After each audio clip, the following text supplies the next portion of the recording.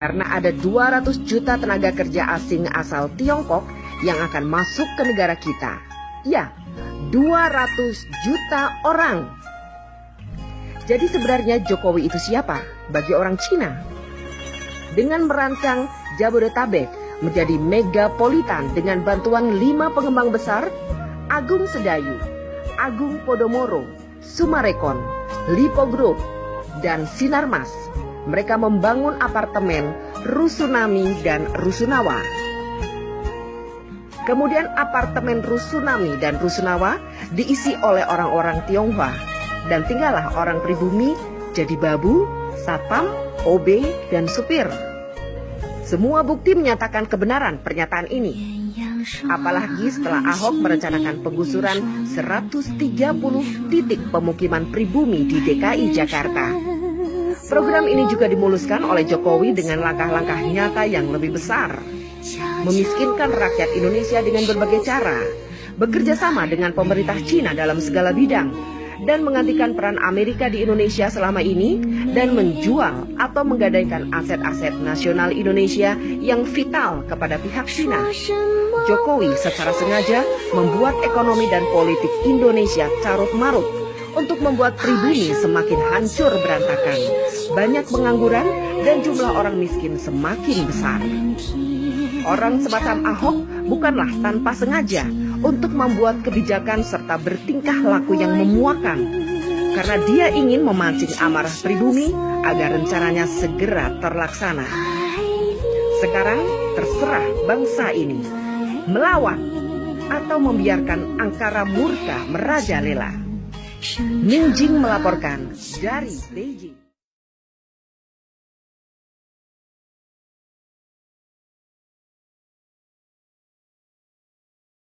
Saya katakan teori dominonya Pak Ali Murtopo. Sumatera bagian timur, Kalimantan bagian barat, Jawa bagian utara. Ini adalah lorong jalannya domino dari utara. Bahwa teori domino Cina adalah mereka akan mulai membangun kekuatan ekonomi di negara kita. Kedua, memasukkan senjata secara ilegal. Ketiga, memasukkan orang. Sehingga logistik, amunisi mereka sudah siap.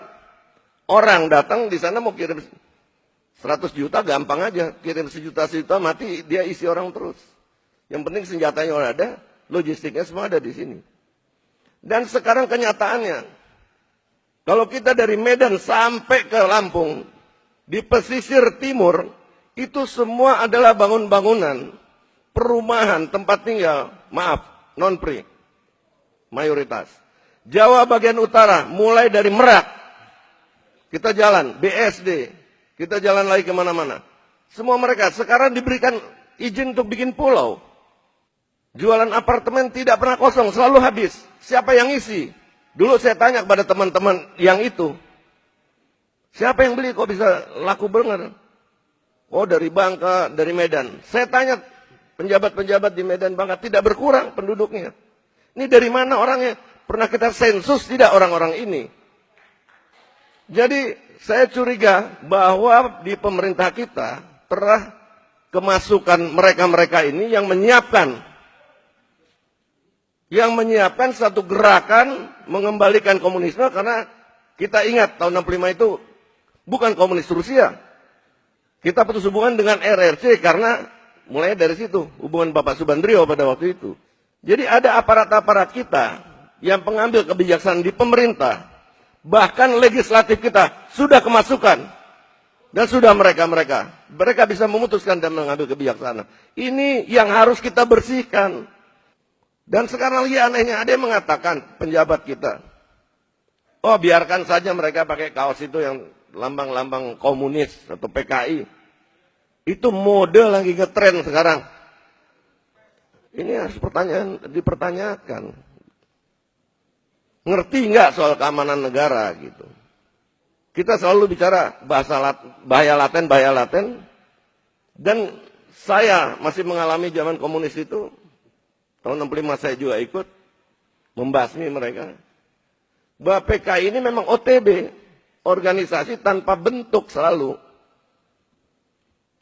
Dan mungkin di dalam anggota saya ada, di dalam FPI yang mungkin ada, yang pakai baju-baju kiai sekarang yang mengadu domba dan segala macam jadi dukun juga banyak. Apabila pemerintah melalui aparatnya tidak bisa menegakkan hukum di negara ini, maka kita bersama-sama akan menegakkan hukum kepada mereka-mereka yang Pancasilais. Terima kasih.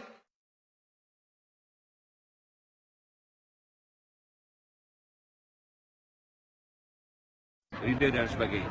Izin Bang, terkait dengan adanya isu akan ada aksi tanggal 2. Persiapan kita sendiri seperti apa sebenarnya? Ya, Persiapan kita sendiri seperti apa? ya persiapan kita berdoa. Berdoa. Siapapun yang akan mengacau bangsa ini tidak bisa kalau kita berdoa. Ya, yang akan mengacaukan bangsa ini bukan orang yang beragama. Saya yakin itu. Dan akan berhadapan dengan TNI Polri, dengan seluruh masyarakat. Allahu Akbar. Tidak ada satupun pengkhianat-pengkhianat bangsa yang bisa hidup di negara ini. Nggak ada. Mau nantang silakan. DITI, Kahar Musakar, komunis semuanya nggak bisa. Karena apa? Karena kita selalu berdoa kepada Allah Subhanahu Wa Taala. Allahu Akbar. Ya. Kalau demo yang biasa, tertib, memang itu kan menyampaikan pendapat. Tapi kalau sudah berusak, kalau sudah makar, berhadapan dengan saya dan prajurit saya, dan Polri. Prajurit saya juga siap berjihad, mempertahankan negara kesatuan Republik Indonesia berdasarkan Pancasila bersama-sama seluruh komponen masyarakat. Allahu Akbar. Kita berjihad bersama-sama mempertahankan negara. Allahu Akbar. Jangan ada yang takutin. Ya, Allah Subhanahu Wa Taala bersama-sama kita. Allahu Terima kasih. Akbar.